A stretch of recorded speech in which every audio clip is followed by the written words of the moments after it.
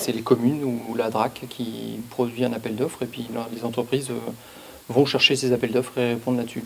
Là, on travaille en une équipe avec un architecte, un restaurateur de polychromie, un restaurateur de fresques. On est un groupe de travail. Le but ici à Bodis, c'est de faire un diagnostic sanitaire et structurel de l'ensemble des retables.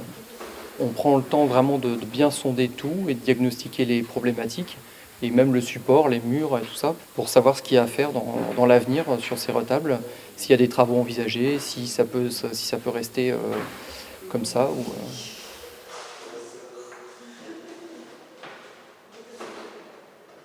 Nous, on a repris avec mon frère l'entreprise de mon père, qu'il a créée en 78 avec ma mère. Et donc on est un peu tombé dedans quand on était petit, quoi. On a appris au fil du temps. Et puis après, on a fait notre parcours professionnel tous les deux pendant une dizaine d'années avant de revenir reprendre l'entreprise familiale.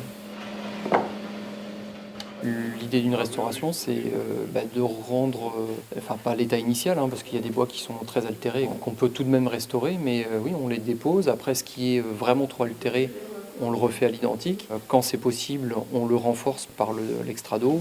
Puis quand c'est sain, on ne fait rien, quoi.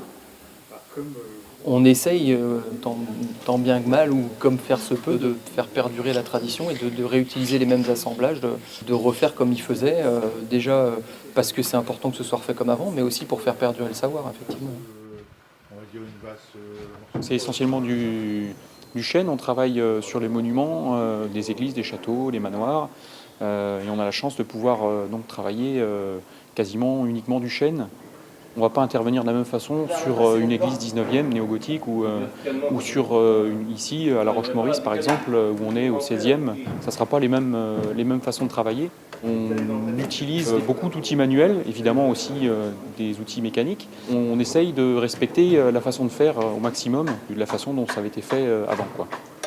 On a des formations mais qui sont plutôt généralistes. La spécification vient après sur le tas, quoi. C'est vraiment des métiers qui demandent de la pratique et de l'expérience. C'est le cas d'une restauration, c'est-à-dire qu'on va conserver un maximum de pièces de bois anciennes et on va remplacer les pièces de bois qui sont altérées en respectant les techniques utilisées lors du remplacement. On ne refait pas du neuf, on refait du vieux si on veut, quoi. Ici sur l'église de La Roche-Maurice, on a une charpente qui est très sculptée, qui est très travaillée. Et donc on remplace les pièces abîmées, on complète les sculptures quand c'est nécessaire. Et là c'est vraiment du travail à la gouge, à l'ancienne, quoi, si on veut.